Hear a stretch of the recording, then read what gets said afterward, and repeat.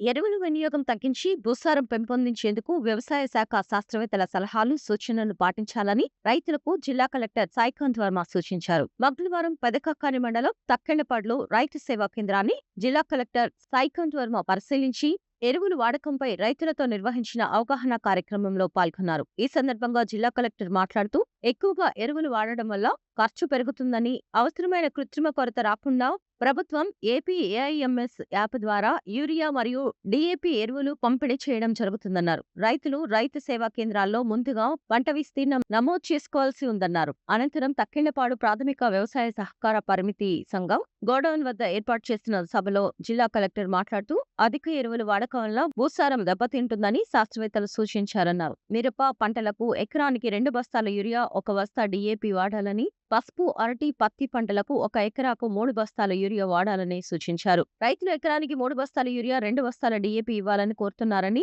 El Niño ప్రభావంతో వర్షాలు తగ్గుతున్నాయని ప్రభుత్వ పాలసీ ప్రకారం వెళ్లడం జరుగుతుందన్నారు. రైతులకు ఇబ్బంది పెట్టే ఆలోచన ప్రభుత్వానికి లేదని, రైతులు వెలువచ్చిన అభిప్రాయాలను ప్రభుత్వానికి నివేదిస్తామని కలెక్టర్ ఈ సందర్భంగా తెలియజేశారు. ముందుగా రైతులు తమ పంట విస్తీర్ణంను ఆర్ఎస్కేలోని విలేజ్ అగ్రికల్చరల్ అసిస్టెంట్ ద్వారా రిజిస్ట్రేషన్ చేసుకోవాలన్నారు. కౌలు రైతులు కూడా భూ యజమాని పాస్బుక్ కానీ వేరే ఏదైనా ఆధారం చూపించి పంటను రిజిస్టర్ చేసుకోవాలన్నారు. కౌలు రైతులకు సీసీఆర్సీ కార్డు ఉంటేనే ఎరువులు ఇస్తారనేది కరెక్ట్ కాదన్నారు. రైతు బూసిబాబు మాట్లాడుతూ రైతు సేవా కేంద్రాల ద్వారా రైతు పొలం నమోదు చేసుకుని తక్కెళ్లపాడులో 60% మంది నమోదు చేసుకున్నారని, ఇంకా 40% మంది నమోదు చేసుకోవాలని అన్నారు. కౌలు రైతులకు, సొంత రైతులకు ఎరువులు అందేలా చూడాలన్నారు. ప్రకృతి వైపరీత్యాల సమయంలో ఎరువుల అవసరం ఎక్కువగా ఉంటుందని, అలాగే పంట నష్టం జరుగుతుందని రైతు జిల్లా కలెక్టర్ కు తెలిపారు. జిల్లా కలెక్టర్ స్పందిస్తూ పంట నష్టం జరిగితే సన్నకారు రైతులకు ప్రభుత్వం నష్టపరిహారం చెల్లించి ఆదుకుంటుందన్నారు.